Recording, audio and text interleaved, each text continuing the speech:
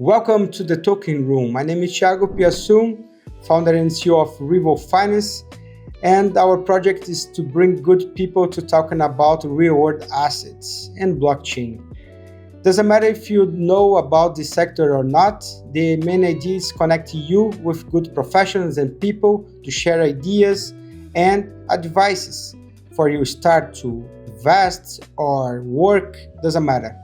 Come on, follow us and enjoy it. So welcome to the Token Room. In this podcast, we talk with professionals who trust blockchain technology can improve financial products. Today, we are here with Travis John, an important leader in the real-world asset space. Travis, I appreciate your time. Please tell us about yourself and why Web3 now. Love that. Thanks, Thiago. I appreciate it. I guess first off, thanks for having me. And also, it was a pleasure meeting you recently in person at Consensus Toronto. So enjoyed spending some time with you there. And it was really a lot of great energy. And I think for both of us, it was exciting. So yeah, I'm Travis, and I work with RWA Builders. I mean, this is my baby. I've been working on this project for about 2 years. And it all started essentially with I've been working in blockchain, just from a personal level for almost 5 years. And that just continued to grow, my interest in essentially real world use cases, right? Like, I think a lot of us kind of gravitated toward this space when we started seeing like there were actually real use cases and real adoption that was possible. And so almost 2 years ago, or just over 2 years ago, I guess now, I moved into doing this full time. I exited another business and started doing the RWA stuff full time. And ultimately, I just saw this as the catalyst of where things were going to actually start happening. It wasn't going to be theoretics anymore. It was actually going to be real things happening on chain. I mean, of course, we saw meme coins and we saw other things, but seeing the RWA use case really kind of formalized officially a few years ago, I think was exciting. And ultimately, I guess I'll pause in a moment, but what we do is we run a mastermind for RWA companies. So we help connect startups, mature companies, protocols, ecosystems with fundraising, capital stack, with infrastructure, ecosystem partners. We help them and we give them a voice. We help them get distribution. So ultimately, everybody has different needs at different times, but we help step in and be an extra layer to that team. So this is very interesting because we saw in Toronto at Consensus how the community is growing faster, right? And also, I saw in your LinkedIn one post where you said, real-world assets, stable coins, and connecting people make a great combination. So how we can collaborate as a community to improve the number of users, clients, and investors? Yeah, I mean, I think that's exactly right. I mean, I think stable coins are essentially the fuel to RWAs. Of course, I know you agree with that. And ultimately, they're the foundational level. They're considered like layer zero, for RWAs. So I think ultimately growing the community, the adoption rate with stable coins, I think will be when people start using stable coins. And I think one of my recent posts, it might be the one you're referencing, but I was talking about, of course, they're going from the fray, where they're kind of like just people like us using them to everyday use. And you're seeing companies like Stripe, MasterCard, Visa, you're seeing obviously DeFi protocols and projects like Rivel, Finance, like what you guys are doing, looking at using stable coins as well as part of the DeFi protocol and yield. So I think ultimately we're all touching it at different places, but I think the community growth, the true kind of like consumer adoption, if you will, or B2B adoption, it's going to be meeting them where they're at. If consumer adoption might be more like the Stripe, Visa, MasterCard, B2B adoption or investor adoption might be a lot more like people learning about your DeFi pools, or learning about your fund, or, where they're looking at investment options, because ultimately putting their stablecoins to work is much more lucrative, as many investors are finding out, than traditional investment methods. Yeah. When we talked at Consensus, for me, it was very clear that the adoption of real-world assets is inevitable, and also is not more a trend. I think it's necessary because in the blockchain space and the Web3 space, we had few years ago, they start off this sector using more like DeFi protocols and not tangible things for normal people, right? So the early adopters starting buying with cryptocurrencies. After that, they try to build some marketplaces using DeFi. The NFTs, I think, for the normal people in 2021 was a trend, right? The NFT of the monkeys and etc. But for you, based on your experience, which market can expire the real world asset adoption? Yeah, I mean, I think you hit the nail on the head. I think ultimately a lot of the early DeFi was great. It was experimental, but it was essentially an more of an echo chamber than even we have now. Ultimately, it was just people all a small ecosystem of all kind of swapping money, swapping JPEGs, swapping DeFi. A lot of the DeFi was very Ponzi-nomics, where there was really no, like you mentioned, no tangible, actual yield or anything. Like, there was a lot of that kind of commentary about where's the yield. And, now there's actually real yield, and RWA essentially, as a lot of people have put it, RWA, I think, is the destination of where crypto is. I mean, I think ultimately it is the main part of where we're going to see a lot of the crypto going. In fact, I think and we're seeing that, like what we saw, like we're bringing up, because it's recent, our event in Consensus and a lot of the digital asset events I attend, because we also put on a number of events. And it's ultimately, it went from, and I've mentioned this as well, and you probably have seen this, but RWA went from this like side event thing. We've been doing a lot of these side events for over a year now, and actively every month, no less than every 2 months, we're doing an RWA event all over the world. And we went from kind of being like this side event only kind of narrative to essentially being RWAs being like one of the main, if not the main narrative at the big conferences. You have 10, 15, 20,000 people plus conferences, and RWA is like the talk of the entire conference, right? So I think ultimately we're seeing that scale effect, from internally, like as pioneers, but we are also starting to see, because RWAs are real, tangible. We're seeing obviously the evolution of stocks, bonds, funds, commodities, things that like you and I have talked about, where there's real tangible value that people see. This is no longer the JPEG monkey. This is now actual tangible assets that they can invest in, and they can feel confident doing so. Yeah, basically at Revo, as we mentioned for you, we truly believe that we can use the blockchain and the RWAs to create financial products better. Basically, this is a cliche thing, but the full potential of blockchain for us is the cross-border disruptive distribution, right? Because using the stable coins and the liquidity pools into the DeFi protocols, we can connect globally investors and products, right? So, and also the price to create this product, we don't need to use a full structure like a traditional exchange or a traditional commercial bank. So we can bring for the market private credit, for example. I think is a hot sector. Everyone is talking about private credit. And in your opinion, this is the hot sector. What you looking for? Because many projects, right? You do a lot of events. So for you, what is the trend in this sector nowadays? Yeah, I mean, I definitely agree with you. I mean, private credit by far. I mean, you look at RWA.XYZ, of course, like they're the kind of the go-to place, like the scoreboard of RWAs, if you will. And I think ultimately, by far, leaps and bounds, private credit is where most of the TVL is right now. And I think that's a natural progression. I mean, I think when we look at where you start off with stable coins, right? Like they're the OG RWA. Then you have like treasury bills, money market funds, and you kind of move up the ladder, right? And I think private credit is one of those things where if you start looking at like debt instruments and where blockchain really solves a lot of these problems, a lot of that private credit just is a natural evolution. And truthfully, it's just such a big area And I think it's a combination of things. So you have emerging markets, you're very familiar with emerging markets. Um, Even in the US, though, ever since 2008, since the housing crisis that we had in 2008, many banks left the lending market completely. So, you have a lot of so I think ultimately what we have is private credit is just the ripest for disruption. And it has been. It's not like it all of a sudden was a good use case for blockchain.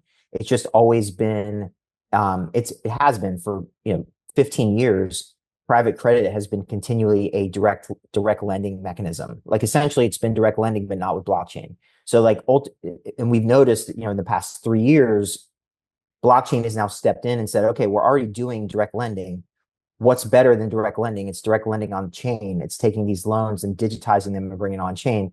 So ultimately, I think that's perfect. And also, as we know, we have a global world out there. Like, so whether it's invoice factoring, it's logistics, all of these things that are like that, those are also exceptional use cases, which also essentially fall under a lot of the private credit, depending on what that niche is, if you will. But I do feel like that's by far the biggest opportunity. I think it still is. I think the only like asterisk that I put on that is that private credit can be messy, because ultimately when you put something on chain, if you have a bunch of like high risk loans, it's up to the issuer to be very transparent as to what quality those loans are, because we don't have quite yet like the Moody's and S&P 500. We don't have all of the ratings agencies, fully on top of every tranche of loans. So ultimately, you bring those on chain and it's DeFi. End users do need to be careful as to like where they're putting their money and where they're backing sometimes, because if it looks too good to be true, it's just like anything in life. It maybe is, like if you're getting 25% on private credit, you're probably an APY, you're probably contributing to a pool that could implode at some point, right? So ultimately, I think it's just a matter of like doing your due diligence, as we all know in this space. But I do feel like it's by far one of the best. Obviously, there's plenty of others that are exceptional places. I mean, I think we're just scratching the surface of use cases for this, but private credit by far is one of my favorite for sure. Well, you talked about risk, right? And we saw how this is important to the sector grow and bring more people to invest their money in this kind of assets, right? Because for you, the biggest thing to disrupt the private credit sector is about the collateral, the risk analysis, because normally the investors, they didn't do normally the diligence, they use the financial advisors. Here in Brazil, for example, I don't know if in the US or Europe is totally different, but normally the normal investors, they don't have time to analyze, looking into the asset to check everything. So what will be a difference in real world assets projects for you to be a separate way to invest or bring more confidence for the investors? Yeah, I mean, I think it's going to be very similar to what we typically see in the world is when you have something like and a good example is Apollo, which has over 750 billion assets under management. If they align with their private credit fund, on this topic of private credit, they brought their private credit fund onto Ethereum or Polygon, and I think it's now recently going to be bridging to Ethereum, but also they brought it onto Solana. So, for example, that is a private credit fund that a lot of people trust. So I would say like brand matters, right? So like first off, brand matters. I think second off, and that's just an obvious one, right? But I think that's going to be a key part of our world, because it's not just small guys putting things on chain anymore. I mean, we have like the big companies, putting things on chain. Like, why do you think BlackRock has, billions of dollars now AUM with their Biddle fund? It's because they have the brand, right? Like if it wouldn't be as easy for you and I maybe to go and stand that up and get the same amount of AUM, right? So that is ultimately brand matters. I think that's key. But I also feel like there are ratings agencies coming on, like Particula is a good example. S&P Global is actually ramping up their ratings for on-chain activity. So we're not far from having like essentially like the Moody's, S&P, all of these ratings that are there. We also have companies with ZK. The ZK tech brings in a lot of the proofs. So like, for example, like, do you know that is really like that real estate is really like that they're not, that real estate is not being sold multiple times, to other people, for example. So like a proofs, ZK proofs, the ZK tech in general is going to be very helpful in understanding like what you can see, what you can't see, what's transparent. And I think that's what's going to really bring out the value of blockchain, right? Because ultimately the truth is with the RWAs, without like all these checks and balances, you could get rugged just as easily, if not easier, in some ways, than meme coins, right? Because ultimately, like with an RWA, somebody could say they're selling like this great piece of property, but they don't even own it, right? Like, or they sell it to, instead of they fractionalize it, they say they're going to fractionalize it 100 to 100 people, but then they sell it 200 times instead of 100 times, so they dilute the pool. So there's all kinds of things that probably will happen and probably already have happened in RWA in certain cases. But ultimately, that's what makes us have to do a little bit more due diligence. I mean, one of our education process, we have an RIA, an investment advisor event happening soon, later in September of this year. So we are very focused on talking to the financial advisors and the asset managers and helping them to understand like, okay, what are you going to allocate to? What are good ones to use? So I mean, we're focusing on being the glue, of course, and a bridge from this like DeFi, new world of blockchain to the traditional finance world. And ultimately it's helping educate them on products, right? Like portfolios, et cetera, and helping them give guidance, so they can then parlay that into their conversations with their clients. Yeah. So Yeah. basically the traditional market will come to Web3 and RWA and bring all the good things that this market make, right? Basically risk management and due diligence and asset management is things that the investor needs, right, to be sure that the investment will be fine. But I want to change the topic, like personal stories and experiences, because at RWA Builders events like U Day, Family Office Day, and RWA Mixers, you met many innovators and institutions. Can you share a memorable moment or lesson from these experiences? Yeah, I mean, I would say, I mean, there's a lot of them. I think one of the biggest things that I've enjoyed about putting on these events is that, I mean, I'm not new to this. I'm not a young guy. I've worked in these early stage tech. I started off my career in the Y2K.com boom. So this isn't my first cycle in tech, right? Like, so I was part of the .com boom. I just started my career right out of college in that area. So I've seen a lot of these trends. I've seen, how this works. And it's the most exciting times that I've had is during these emerging tech phases where I get to work and talk with entrepreneurs like yourself and other people. And I think the biggest, um, I'd say gratification that I get is just meeting the new founders, hearing what they're doing, being able to share the story. We host events that are anywhere from 40 people to 400 people. And I know you've attended, one of the recent ones. I know that, even you've had team members, Felipe, I believe, join as well. So I know that from having different people join and getting feedback, that's been one of my biggest takeaways is just meeting different people. I wouldn't say there's just one thing, but I'd say like the first event that we did on our own, because I've attended a lot of events that led me into kind of doing my own. I'd say like that was probably the biggest gratification because it was really it was what I envisioned what we're still doing today. Like, when we started out on this journey, I really felt like the best way to do this is getting people in person, right? Like it's the anti-AI, it's the anti, virtual conversations. And I know you and I agreed with that. We sat down and had coffee together and stuff in Toronto. And I think some of the best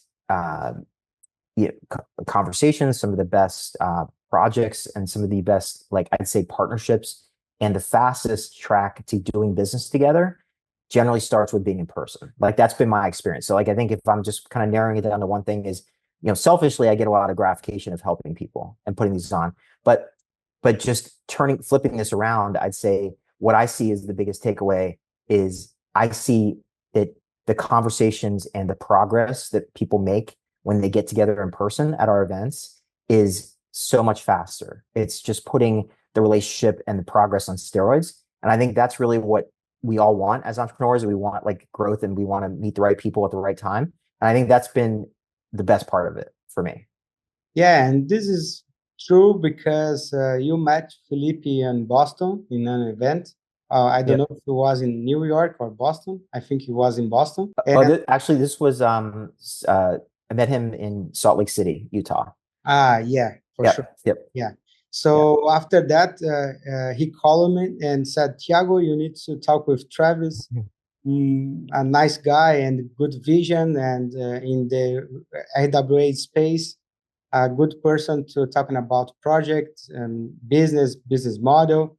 So basically, for someone who are looking to enter in this space, in the Web3 space, what is a tip or some advice for some entrepreneur in the traditional finance market to start working with RWA and Web3 for in your opinion? Yeah, I think if you're going to start working in this space, I found where just like you and your background coming from traditional finance, I'd say that most of the people that I find that are getting the traction in this business have strong roots in, in a lot of cases, have strong roots either in tech, entrepreneurship, or traditional finance, right? And I think ultimately, a lot of this, the blockchain stuff, is not really about reinventing the wheel.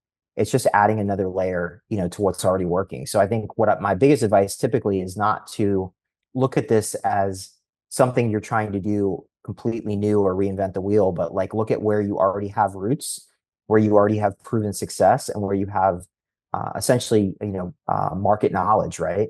And then how can you bring that forward by using, better, faster, cheaper, safer blockchain technology, using the ability of composability and all of the things that are exciting about DeFi, and how can you bring that and marry that together? I mean, ultimately, I think that's the biggest thing. I found that most of the people that kind of reinvent the wheel or just get excited about something that they don't know enough about, it becomes really hard to scale that, right? It becomes really hard to actually make that real. Yeah, I think after that, real world assets for traditional finance was more clear. So don't try to do something that you don't know, right? So for us at Revo, it's very important to the people know also, you are helping us to connect with the Web3 industry, the most important contacts into the DeFi protocols and chains. Your work for us is very good. So Travis, thank you. And for our listeners and the people in Brazil, we will share this conversation. How they can make contact with you is better in on LinkedIn, have some site to find you. Yeah, I mean, I appreciate that. No, and thank you. I enjoy working with you and the team, and I'm really excited about everything you're building, and look forward to continuing the relationship. So for finding me, I think the best way is just going to our website, which is RWA.builders. So it's just, instead of .com, it's RWA.builders, and that's a great way to connect with me. On all my links are there, so everything from LinkedIn, Twitter, etc. So you'll be able to connect with us there and learn more about what we do, see about what events we have coming up. We have events coming up in New York City. We have one coming up in London. At some point, we'll do one. I know Felipe is helping me with possibly doing blockchain Rio and bringing RWA Day to your neck of the woods soon. So I mean, we have a lot going on. It's really exciting. So yeah, that would be the best place to find me and connect. And I'm available, and I'm always love having new conversations with people. Make sure that you will came to Brazil. We will try to create a good event here in Florianópolis, not Rio. Felipe needs to change the city, and here we have a good environment to Yeah. show the people the industry. So thank you, Travis, for your time, for your advices and your experience. It was a pleasure to talk with you. And for someone, subscribe the channel, and thank you everyone for the time. Bye bye. Thank you.